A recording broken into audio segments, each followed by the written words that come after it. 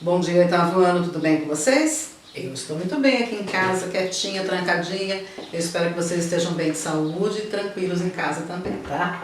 Olha, nós já estamos indo na nossa aula número 20, tá? Dia 22 de junho, segunda-feira. Quem pensava, quem imaginar que a gente gravou desde a aula 1, nós acompanhamos desde a aula 1 até a 20ª aula, hein? Muita coisa, né? Então vamos lá, pessoal.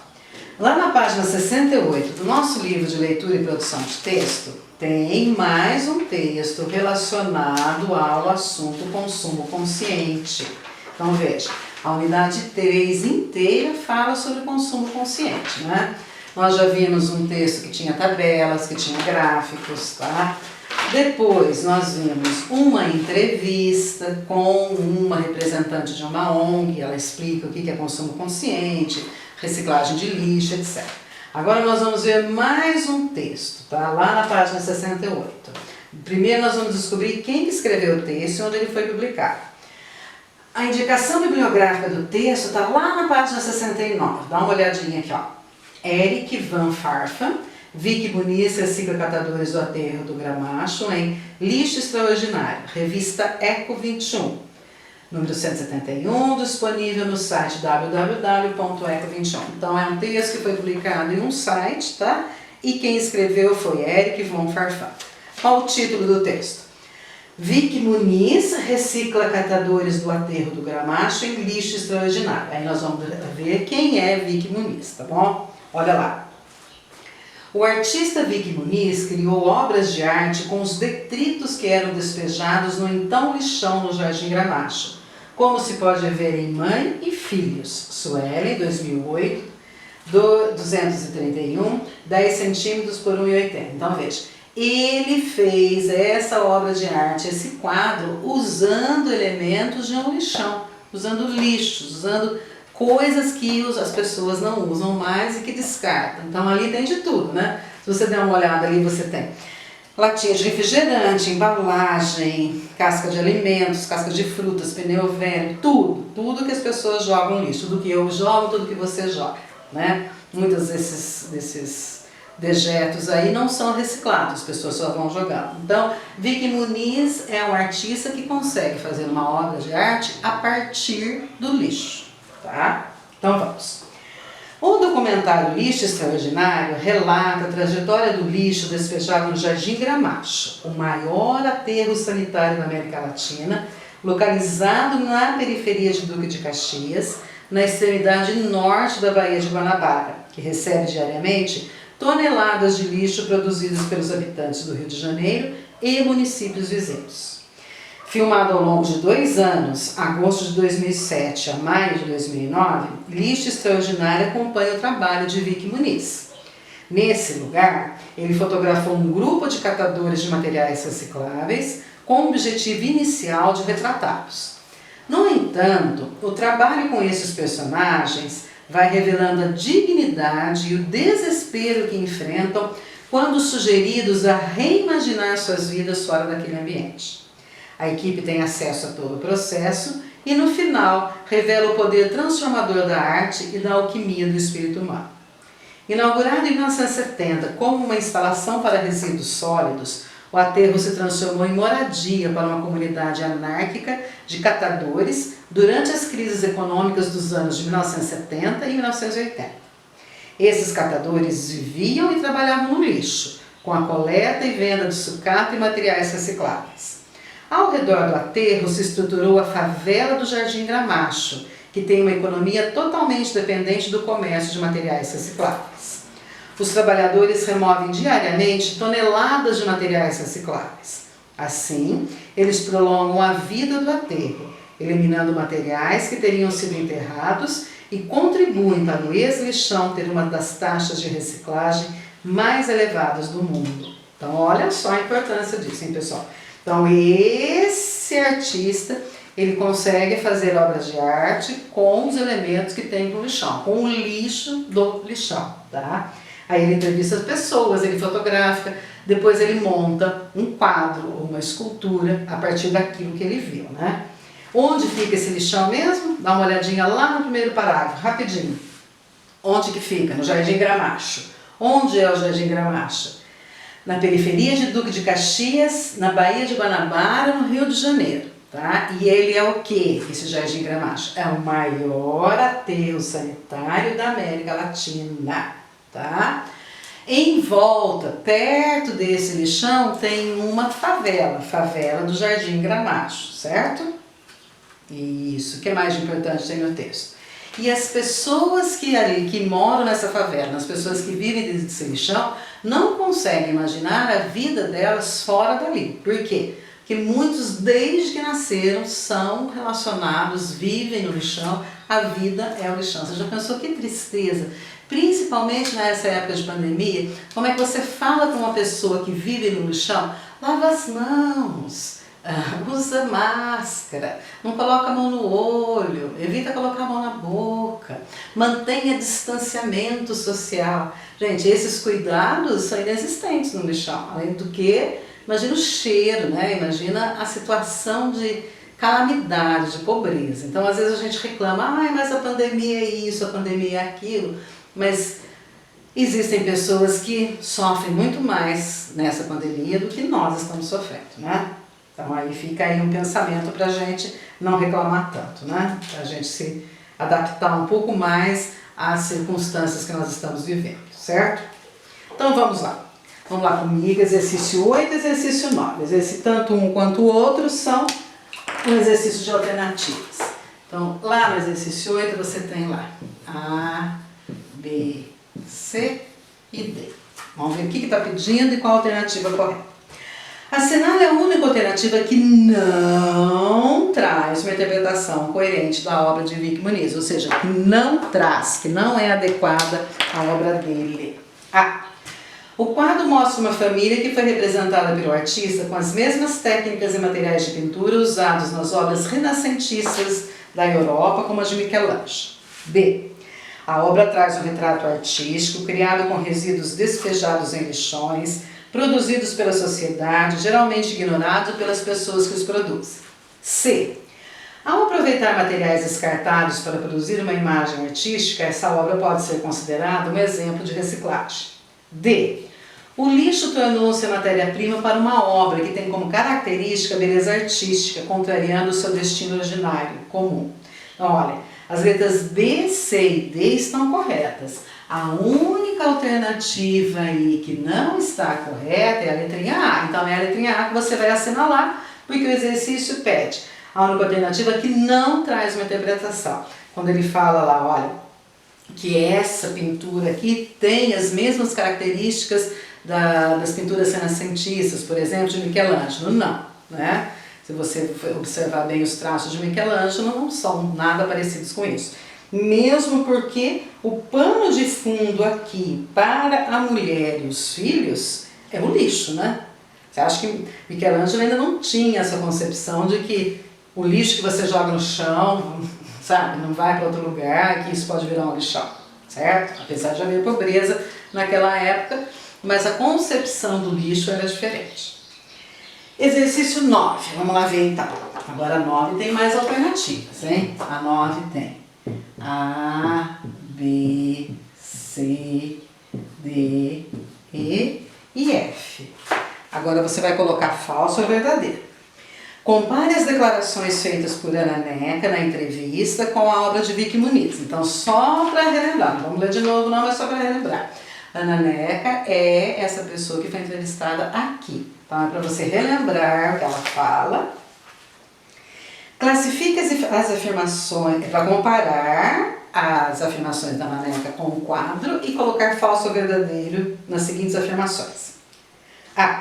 A obra do artista plástico e a entrevista mostram que o lixo pode e deve motivar uma reflexão crítica na sociedade sobre suas próprias atitudes e valores. Sim, reflexão crítica é você pensar no quê? Qual é o assunto dessa unidade? Pensar no consumo consciente, pensar que tudo aquilo que você compra gera lixo. O que é que você faz com esse lixo? O que é que você faz com as embalagens? Por exemplo, você compra lá um hambúrguer, o hambúrguer ele vem embalado, ele vem com 2 pedaços de papel de seda, um em cima e embaixo, depois ele vem dentro de um saquinho plástico, depois ele vem dentro de uma caixinha de papelão. Aí você vai no supermercado, você compra e ainda coloca dentro de uma sacolinha do supermercado. Então, quando você chega em casa para preparar esse hambúrguer, você vai descartar a sacolinha, a caixa de papelão, o saquinho e a folhinha lá de papel de seda ou o plastiquinho que veio para embalar o hambúrguer.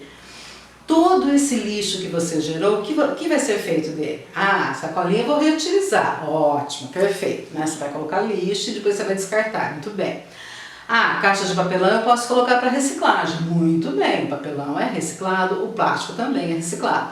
Mas nem todo mundo tem essa consciência, nem todo mundo tem essa educação, nem todo mundo tem essa vontade de separar o lixo, né? É esse o assunto dessa unidade, o consumo consciente. Letrinha B. O consumo consciente está relacionado não só à preocupação com a origem dos produtos, mas com o seu destino, com o descarte, que eu acabei de falar, né? Isso deveria levar os consumidores a refletir mais sobre as pessoas que trabalham no tratamento dos resíduos como os catadores do lixo. Isso. Quando você joga fora o lixo, você tem que pensar, né, que esse lixo vai ser jogado no lixão e que muitas vezes as pessoas ali de perto têm acesso a esse lixão, vão revirar esse lixo para achar alguma coisa que possa ser vendida. Então pense bem no lixo que você joga, tá? C. A obra de Vicky Muniz pode ser considerada uma crítica ao consumo sustentável, já que a sustentabilidade acabaria com a realidade representada por sua arte, como Ana Neca afirma na entrevista. Resíduo bom é o resíduo não gerado. Então, volta a lembrar assim, a obra dele é uma crítica, ou seja, vamos jogar mais lixo, porque daí se jogando mais lixo eu vou ter como fotografar mais e fazer mais obras? Não, não é assim que ele pensa, né? Não é assim. Letrinha D. A falta de dignidade e de direitos vivenciada pelos catadores de lixo deveria levar as pessoas a adotar uma atitude de consumir o mínimo possível, a boicotar o consumo. Não, ninguém está falando em deixar de consumir ou de não consumir, de boicotar o consumo. A unidade toda fala em consumo consciente, você saber que você está comprando, que essa compra vai levar a um lixo e que esse lixo tem que ter o destino certo. Qual é o destino certo? Reciclagem. O que pode ser jogado e o que pode ser aproveitado, tá? Letrinha E. Ao analisar as ideias de Ana Neca e a obra de Vicky Muniz, é possível concluir que a sustentabilidade envolve não só uma atitude relacionada ao meio ambiente, mas que também leva em conta os problemas sociais. Sim, os problemas sociais são todos aqueles relacionados a nós, né? Então, por exemplo, a questão da segurança, da saúde, tudo isso é problema social, né? A moradia, o transporte, a pandemia, todos esses são problemas sociais. Quando ele fala aqui, então, é possível concluir que a sustentabilidade envolve não só uma atitude relacionada ao meio ambiente, mas também uma atitude social. Sim, você está proliferando um lixão, você está ajudando a formar mais lixo ou você está reciclando o seu lixo? F. A valorização e o respeito aos trabalhadores que dependem da reciclagem para sobreviver são responsabilidade das indústrias, do varejo e das grandes empresas em geral. Não é responsabilidade somente das indústrias. Nós, como consumidores, também temos essa responsabilidade na hora de comprar e separar lixo, certo? Então, vamos lá. Página 70, pessoal. Na página 70 você tem o exercício 1 e também tem lá a letrinha A, B, C e D. De acordo com a leitura do texto 2, assinale a alternativa que contextualiza corretamente o gênero textual em entrevista. Então, o texto 2 é aquele com a repórter, né? Com a responsável pela ONG, tá? É uma entrevista. Aí vamos ver qual é a alternativa correta. Letrinha A. É um gênero jornalístico composto de uma série de perguntas do entrevistador e das respectivas respostas do entrevistado. B. É um gênero jornalístico em que o pesquisador obtém informações sobre o hábito de diferentes pessoas por meio de uma série de perguntas. C. É um gênero oral definido como diálogo entre dois personagens sobre determinado assunto. E D. É um gênero expositivo em que um especialista explica conceitos técnicos com o auxílio de um interlocutor. Letrinha A, né, pessoal? Vamos ver por que é a letrinha A. É um gênero jornalístico composto de uma série de perguntas, sim. O entrevistado e o entrevistador, né? O entrevistador faz as perguntas para o entrevistado e as respectivas respostas. Isso, certinho. As outras têm algumas coisas erradas, né? Hábitos de diferentes pessoas, gênero oral, gênero dispositivo, não, essas estão incorretas. 2. Releia a introdução da entrevista e faça o que se pede. A. O título e o olho são recursos comuns em gêneros jornalísticos, como notícias e reportagens. Qual é a função deles na entrevista? Então, volta lá na entrevista, lá na página 64, e você tem aqui o título e o olho. O título, 5 perguntas sobre consumo consciente. E o olho? Em entrevista, Ana Neca, do Instituto Acatu, explica por que sustentabilidade é um caminho sem volta. Agora está perguntando por que, qual é a função deles na entrevista? Atrair a atenção do leitor. Então vamos lá. Esse é o número 2A. Então, coloca aí bonitinho. Exercício 2A. Resposta: atrair a atenção do leitor.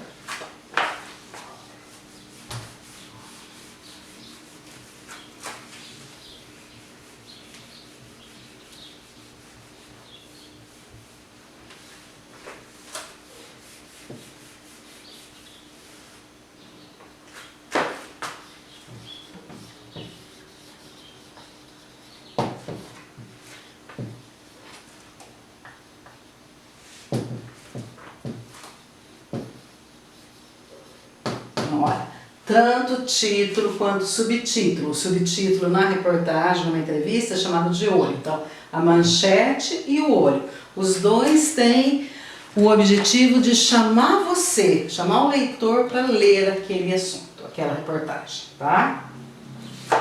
E na B? Qual é a função do parágrafo introdutório? É um resumo. O primeiro parágrafo é um resumo da notícia ou da entrevista. Então, é no primeiro parágrafo que você vai ter perguntinhas assim: quem que participa da notícia? Onde que ela acontece? Quando que ela acontece? Por que que ela acontece? Logo no primeiro parágrafo você já tem a resposta de todas essas perguntinhas. É um resumo do que vem depois, tá? O que vem depois são os detalhes. No primeiro parágrafo tem o resumo. 3. Releia atentamente as perguntas formuladas pelo entrevistador e considere as afirmações a seguir a esse respeito. Aí você tem lá 1, 2, 3 e 4. 1. As perguntas costumam ser formuladas por meio de frases sintaticamente incompletas, como: e os estabelecimentos que comercializam esses produtos? Para que o entrevistado complete o raciocínio. Aí você vai ter que pensar se ela é certa ou não, tá? 2. A linguagem usada nas perguntas deve ser clara e objetiva, de modo que o entrevistado entenda a ideia discutida, sem, porém, deixar de usar a variante formal predominante em texto jornalístico. Será que a 2 está certa? Será que a 2 está errada? Vai pensando. 3. O entrevistador orienta a discussão empregando expressões como "em sua opinião" e frases interrogativas iniciadas por "o que?", "como?". 4. O entrevistador estabelece uma pauta. Contudo, dependendo das respostas do entrevistado, ela pode ser mudada, com o acréscimo de algumas perguntas ou eliminação de outras que eventualmente tenham sido explicadas em respostas anteriores. Pessoal, todas estão certas, menos a primeira. Então, qual é a alternativa aí que não tem a primeira? É a letrinha C. Então, estão corretas a 2, a 3 e a 4. A 1 não está correta quando ele fala assim, ó, frases sintaticamente incompletas. Não, elas não são incompletas, elas são uma continuação de um assunto. É como se fosse uma conversa, né? Aí você faz uma outra pergunta e a pessoa vai responder. Certinho? Mais um texto, pessoal. Página 71. Então, vamos lá numerar os parágrafos. A ação humana e a escala geológica do tempo. Então, na frente de a entrevista você coloca 1, na frente de a ampliação você põe 2, 3, desde a Revolução Industrial, 4, essas e outras intervenções, 5, a atual era geológica, 6, alguns especialistas, 7, ainda que não haja, e 8, como foi dito na entrevista. Então, vamos ler mais esse texto aqui. Ó. De olho em a ação humana e a escala geológica do tempo. Agora dá uma olhadinha na foto.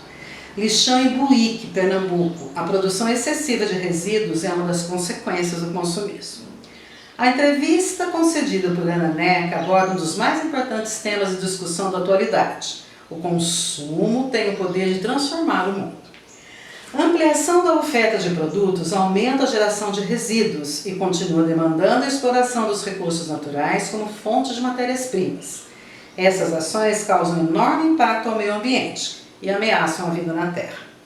Desde a Revolução Industrial, há 250 anos, os incrementos tecnológicos têm aumentado a capacidade de produção e a possibilidade do ser humano modificar a paisagem natural, por exemplo, convertendo enormes territórios de florestas em pastagens para gado e produção agrícola e usando os combustíveis fósseis carvão e petróleo que contaminam o ar.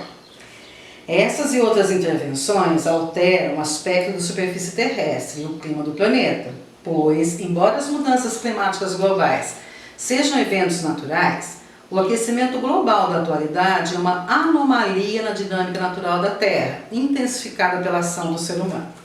Desse modo, no atual período geológico, há uma mudança notável causada diretamente por nossas ações, como nunca havia sido observado em períodos anteriores. A atual era geológica do planeta é definida como Holoceno e começou aproximadamente 11 mil anos com o fim da última era do gelo. Naquele período, o nível dos oceanos elevou-se após um grande degelo, mudando a distribuição geográfica de espécies animais, vegetais e do próprio ser humano. Outras modificações aconteceram e continuam surgindo em razão de fenômenos geológicos como erupções vulcânicas e terremotos, ou de processos lentos como a erosão e a sedimentação em rios, lagos e oceanos. Alguns especialistas propõem que podemos estar em uma nova era geológica, o Antropoceno, porque, diferentemente do que aconteceu na Era do Gelo, as mudanças observadas nos últimos tempos são causadas por uma força que não faz parte da dinâmica natural da Terra. No entanto, é apenas uma proposição que está sendo discutida no âmbito acadêmico. Oficialmente, a era geológica atual é o Holoceno.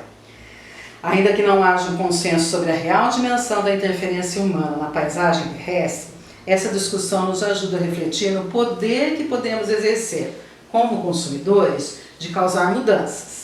Se o consumo atual contribui para a degradação do meio ambiente, ele também pode promover transformações para melhorar a vida no planeta. Como foi dito na entrevista, se repensarmos nossos hábitos cotidianos, escolhermos marcas sustentáveis e combatermos o desperdício, impulsionaremos grandes empresas e governantes a rever suas ações. A mudança de comportamento certamente reverterá problemas ambientais sérios e proporcionará melhores condições de vida à nossa geração e às gerações futuras. Muito bem, pessoal, certinho? Vou ficando por aqui então, depois eu deixo com vocês a lição de casa. Beijo!